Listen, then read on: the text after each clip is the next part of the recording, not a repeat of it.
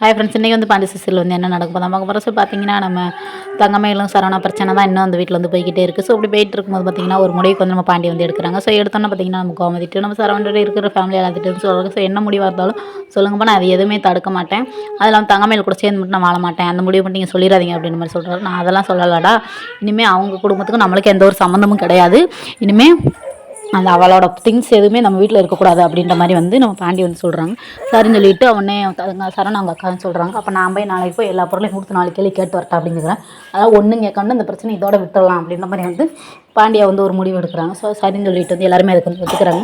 ஒத்துக்கிட்டோன்னு நம்ம மீனாவத்தான் எல்லாருமே வந்து சந்தேகப்படுறாங்க. இன்னும் என்னென்ன பிரச்சனை தான் மறைச்சி வச்சிருக்காளே இவ அப்படின்ற மாதிரி வந்து நம்ம கோமதி வந்து கேட்குறாங்க.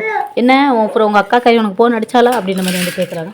கேட்டோன்னா எனக்கே ஃபோன் அடிக்காங்க அப்படின்னு சொல்லிட்டு வந்து பேசுகிறாங்க. பேசுனான்னு பார்த்தீங்கன்னா நம்ம செந்தில் மறுபடியும் அதே தான் கேட்குறாங்க. கேட்டோன்னே செந்தில் வந்துட்டு வீட்டுக்கு போக வேண்டாம், இன்றைக்கி ஒரு நாளைக்கு இங்கேயே நம்ம தங்குவோம் அப்படின்ற மாதிரி வந்து நம்ம மீனாட்ட சொல்கிறாங்க. ஸோ இன்றைக்கி ஒரு நாள் மட்டும் இல்லை, டெய்லியுமே இங்கேயே தங்கலாமே அப்படின்னு சொல்கிறாங்க. உடனே அதெல்லாம் ஒன்றும் வேண்டாம் அப்படின்னு சொல்லிட்டு வந்து செந்தில் வந்து கிளம்பி போயிடுறாரு. ஸோ அதுக்கப்புறம் பார்த்திங்கன்னா இங்கே வந்து நம்ம ராஜியும் நம்ம கதிரும் பார்த்திங்கன்னா பேசிக்கிட்டு இருக்காங்க. ஸோ பேசிகிட்டு இருக்கும்போது பார்த்திங்கன்னா இனிமேல் நான் எங்கள் அண்ணன் கூட போய் இன்றைக்கி தூங்க போகிறேன் அப்படின்றாங்க. ஆமாம், உங்கள் அண்ணன் கூட போய் தூங்க, இங்கே தூங்கினாப்புல என்ன நடக்க போகுது அப்படின்ற மாதிரி வந்து நம்ம ராஜ் வந்து நக்கலாக பேசுகிறோன்னா நம்ம சரவணன் கதிருக்கு ரொம்ப ஷாக்கிங் ஆயிடுது. ஐயோ ஆமாம், இங்கே படுத்தாலும் நான் கட்டலில் படுப்பேன், நீ கீழே படுப்பேன், படுத்த 10 நிமிஷம் எல்லாம் 2 பேருமே தூங்கிடும், அதுக்கு நீ அவங்க அண்ணங்கிட்டே போய் படுக்கணும் தானே, இங்கே படுத்தானா அங்கே படுத்தானா அப்படின்ற மாதிரி வந்து நம்ம ராஜ் சொல்கிறாங்க. சொன்னோன்னு பார்த்திங்கன்னா நம்ம கதிர் அப்படியே ஷாக்காகி வந்து பார்க்குறாங்க. தலகாணி அதையும் அப்படியே டப்புன்னு கீழே பட்டு.